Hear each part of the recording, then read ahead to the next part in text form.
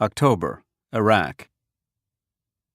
"Ragheads dragged the driver out of the vehicle and took him away," the sergeant told the lieutenant, who was sitting in a Humvee. "They shot the woman in the car. She's still in it. Iraqi grunt says she's alive, but the assholes put a bomb in the car. They're using her as cheese in the trap." "Shit," said the lieutenant and rubbed the stubble on his chin. The day was hot, and the chatter of automatic weapons firing bursts was the musical background. The column of vehicles had ground to a halt in a cloud of dust, and since there was no wind, the dust sifted softly down, blanketing equipment and men and making breathing difficult. U.S. Navy Petty Officer 3rd Class Owen Winchester moved closer to the lead vehicle so that he could hear the lieutenant and sergeant better. "Let me go take a look," Winchester said to the lieutenant. "Okay, take a look, and watch your ass." The sergeant didn't say another word, merely began trotting ahead in that bent-over combat trot of soldiers the world over. With his first aid bag over his shoulder, Winchester followed. They flopped into the irrigation ditch directly opposite the car where they could see into the passenger compartment. There was a woman in there, all right, slumped over. She wasn't wearing a headscarf. They could see her dark hair. 15 feet from them was the rotting carcass of a dog. In this heat, the stench was awe-inspiring. An Iraqi soldier joined them. "She has been shot," he said in heavily accented English. "Stomach. I get close, see her and bomb." "How are they going to detonate it, you think?" Winchester asked, looking around, trying to spot the trigger man. He saw no one but the Iraqi soldiers and Marines lying on their stomachs in the irrigation ditch away from the dog. The mud-walled and brick buildings across the way looked empty, abandoned, their windows blank and dark.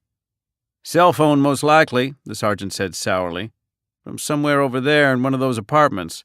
Or a garage door opener." "Saving lives is my job," the corpsman said. "I want to take a look." "You're an idiot." "Probably." Winchester grinned. He had a good grin. "Jesus, don't do nothing stupid." With that admonition ringing in his ears, Winchester ditched the first aid bag and trotted toward the car. From 10 feet away, he could see the woman's head slumped over, see that the door was ajar. He closed to 5 feet. She wasn't wearing a seatbelt, and a bomb was lying on the driver's seat. Looked like 4 sticks of dynamite fused, with a black box taped to the bundle. The woman moved her head slightly, and he heard a low moan. Winchester ran back to the ditch, holding his helmet in place, and flopped down beside the sergeant. "There's a bomb on the driver's seat," he told the sergeant, whose name was Joe Martinez.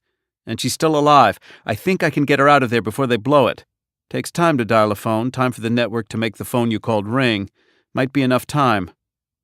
Might be just enough to kill you, you silly son of a bitch. The door is ajar and she isn't wearing a seatbelt. I can do this. Open the door and grab her and run like hell." "You're an idiot," Sergeant Martinez repeated. "Would you try it if she was your sister?" "She ain't my sister," the sergeant said with feeling as he scanned the buildings across the road. "What do they say? No good deed goes unpunished?"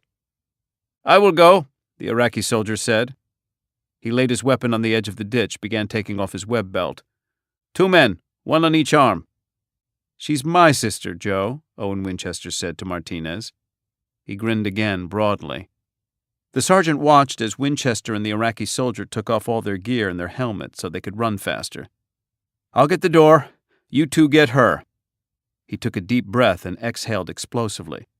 "Okay, on 3. 1, 2, 3!" They vaulted from the ditch and sprinted toward the car. The sergeant jerked the door open. The other 2 men reached in, Winchester grabbing one arm and the Iraqi the other, and pulled the wounded woman from the car, then hooked an arm under each armpit. Joe Martinez picked up her feet and they began to run.